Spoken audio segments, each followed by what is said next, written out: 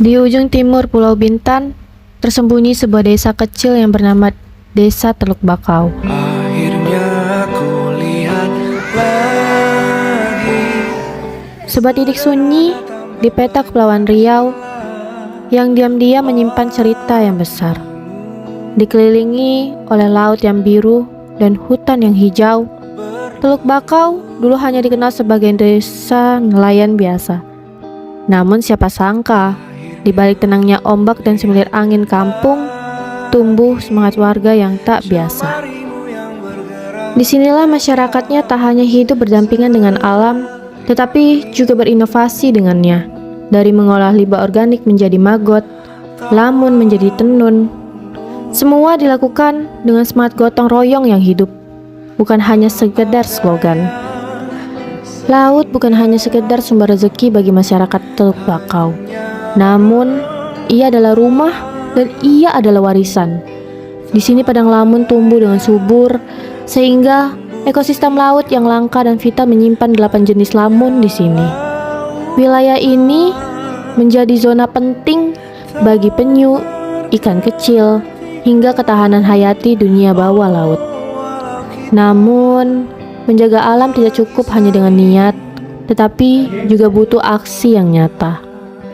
Tahun demi tahun, Teluk Bakau membuktikan bahwa kemandirian ekonomi itu bisa tumbuh bahkan dari desa paling kecil sekalipun. Teluk Bakau emang bukan desa yang sempurna, tapi dari lautnya, dari tanahnya, dan juga tangan-tangan warganya lahirlah harapan baru bagi Indonesia. Sebuah desa kecil dengan langkah yang besar. Karena perubahan itu tidak selalu dimulai dari kota, tetapi ia lahir dari sebuah teluk yang tenang. Baik, kami di sini dari kelompok KKN 06. Di sini kami akan menjelaskan beberapa broker yang telah kami jalankan selama kami berada di Desa Teluk Bakau. Kami memiliki 4 broker unggulan dan 4 broker pendukung. Di sini kami akan menjelaskan 2 poin pertama, yaitu broker unggulan kami dari Plang Edukasi Sampah. Jadi, Plang Sampah ini bertujuan untuk meningkatkan kesadaran masyarakat akan pentingnya kebersihan lingkungan. Di dalam Plang Sampah yang kami buat ini, terdapat informasi mengenai jenis-jenis sampah serta lama terurainya sampah. Kemudian yang kedua yaitu Plang Wisata. Plang Wisata ini kami tempatkan di depan Balai Desa Teluk Bakau, di mana plang ini bertujuan agar wisatawan-wisatawan baru yang datang tidak kesusahan dalam mencari destinasi wisata yang ada di Desa Teluk Bakau. Oke, untuk broker selanjutnya unggulan ketiga, kami ada pelatihan pengolahan serasa lamun, limbah serasa lamun.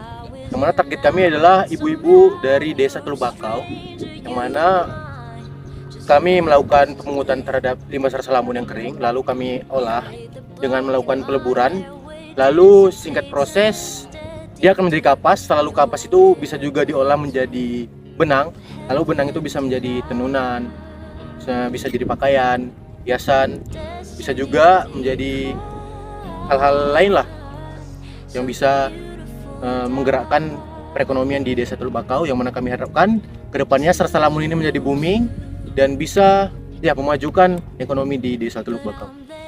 Oke, baik. Selanjutnya broker yang keempat ialah digitalisasi UMKM. Nah, dalam mengembangkan UMKM lokal khususnya di Teluk Bakau, kami mahasiswa KKN itu mendaftarkan pelaku UMKM ke Google Maps, lalu QRIS dan spanduk. Nah, salah satunya itu spanduk, yaitu tujuan untuk mempromosikan UMKM tersebut. Lalu ada pendaftar QRIS itu sebagai pembayaran via digital. Nah, di mana itu mempermudahkan kita pada saat tidak membawa uang cash, itu kita bisa membayar melalui QRIS atau pembayaran digital. Nah, selanjutnya itu pendaftaran ke Google Maps. Nah, di mana agar mudah pada saat seseorang atau konsumen ingin mencari pelaku UMKM tersebut di Google Maps, itu gampang dicari. Oke, jadi seperti itu. Oke, itu ada tadi 4 program unggulan kami dari Desa Teluk Bakau. Selanjutnya ada 4 juga program pendukung kami yang akan dijelaskan oleh rekan. Baiklah, saya akan menjelaskan salah satu program 4 pendukung kami, yaitu yang pertama latihan pencaksilat. Latihan pencaksilat ini untuk menggali potensi dan minat bakat anak-anak. Kemudian alhamdulillah dampaknya itu mereka sangat berpartisipasi dalam program kami itu. Lalu yang kedua itu ada bimbel atau bimbingan belajar yang dilakukan secara rutin untuk membantu siswa dalam memahami pelajaran yang ada di sekolah. Nah, selain itu untuk menambah wawasan kegiatan ini juga sebagai interaksi positif mahasiswa dan anak-anak yang ada di Desa Teluk Bakau.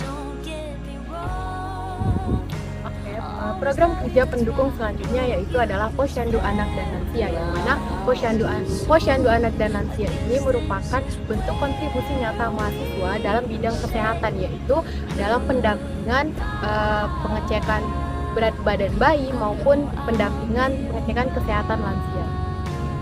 Selanjutnya ada proker pendukung terakhir, sosialisasi yang bullying, mana target kami adalah siswa SD kelas 4, 5, dan 6, yang mana bullying ini adalah menjadi suatu kasus yang sangat besar dan belum ada solusinya di negara kita, di Indonesia sendiri.